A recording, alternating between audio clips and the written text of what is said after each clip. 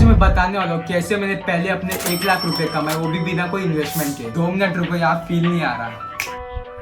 हाँ, अब सही है। तो 3-4 सालों से मैं YouTube वीडियोस बना रहा था और इन 3-4 सालों में मैंने बहुत काम किया जिसमें कि मुझे 0 रिजल्ट आया। लेकिन मैंने इतने सारे वीडियोस बना दिए थे कि मुझे अच्छी खासी एडिटिंग आने लगी। तो 1.5 साल पहले मैंने एक बंदे को मैसेज कर दिया था, क्या मैं आपके थंबनेल बना सकता हूँ। वैसे मैं बता दूं ना, मेरे पास उस टाइम पीसी था ना ही लैपटॉप था। मेरे पास सिर्फ यही फोन था जिसमें मैं एडिट करता था और उस फोन की हालत कुछ अभी इस तरह है। तो अब ज्यादा डीप में बात नहीं करेंगे। तो अब मैंने उसे मैसेज तो कर दिया था, लेकिन मुझे प्राइसिंग का कुछ पता नहीं था कि कितना चार्ज लेना होता है। मेरे पास शेयर्स भी होंगे, आपको यहाँ पर साइड में दिखता होगा। तो अब उसने मुझसे अपना पोर्टफोलियो मांगा। जैसे कि मैंने आपको बताया था, पहले मैं अपना YouTube वीडियोस बनाया करता था, तो मेरे पास थंबनेल थे तो मैं उसे सेंड कर दिया। तो सामने से मैसेज आता है पर थंबनेल चार्ज। तो मुझे कुछ आइडिया नहीं था कि कितना चार्ज करना होता है थंबनेल के लिए। तो मैं उसे 60 रुपए बोल देता हूँ और वो 40 रुपए में फाइनल कर देता है। तो अब मैं एक एक करके थंबनेल बनाना स्टार्ट कर देता हूँ और कुछ दिनों में मैंने 10 थंबनेल बना दिए थे। तो मैंने उससे एक साथ ही पूरा पेमेंट ले लिया था। उस टाइम मेरे पास जीपे नहीं था, तो मेरे भाई के अकाउंट में सारा पैसा आता था। तो उस 400 रुपए से पहले जाके मैंने अपने लिए मेमोरी कार्ड खरीदा 16 GB का, क्योंकि मेरे फोन में स्पेस ही नहीं होता था। तो जब मैं इसके थंबनेल बनाया करता था तो उसी बीच मैंने और लोगों को भी मैसेज करके रखा था, तो वहां से भी मुझे रेस्पॉन्स आया था। लेकिन मैं मैसेज करता किसको था, तो मैं एफिलिएट मार्केटर्स को मैसेज करता था, क्योंकि उनका अर्निंग भी वहां दिखता था और उनके बायो में भी उनका पर्सनल नंबर रहता था, जिससे मैं इजीली उनसे कॉन्टेक्ट कर पाता था। तो मैं समझ चुका था कि पैसा वही दे सकता है जो कहीं और जगह से अर्न करता हो, जैसे कि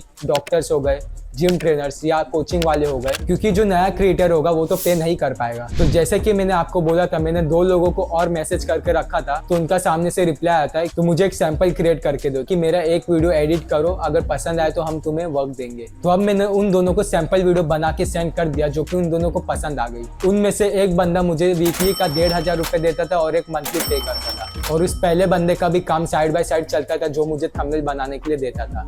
तो इनका काम करते करते मुझे कुछ 2 महीने हो चुके थे, कुछ 2 से ढाई महीना हो चुका था। तो मैंने वहां से 22 से 25 हजार रुपए कमा लिए थे, जिससे मैंने मम्मी को फोन गिफ्ट कर दिया और पापा को थोड़े पैसे दे दिए, और जो पैसे बचे थे वो मैंने दोस्तों को पार्टी दे दी। तो अब मेरे यहाँ पर 12th के बोर्ड्स चालू हो जाते, जिससे मैंने 1 महीना पूरा अपना काम बंद कर दिया था। फिर जैसे ही मेरे बोर्ड्स खत्म होते, मेरे जो पुराने क्लाइंट्स थे वो जा चुके थे, सिर्फ एक क्लाइंट को छोड़कर। तो अब मैंने फिर से नए लोगों को मैसेज करना स्टार्ट कर दिया और कुछ दिनों में मेरे पास क्लाइंट वापस आ गए। और वैसे मैं बता दूं, उस टाइम में एक रील का 50 रुपए और लॉन्ग वीडियोस का 400 से लगभग 1000 रुपए लेता था।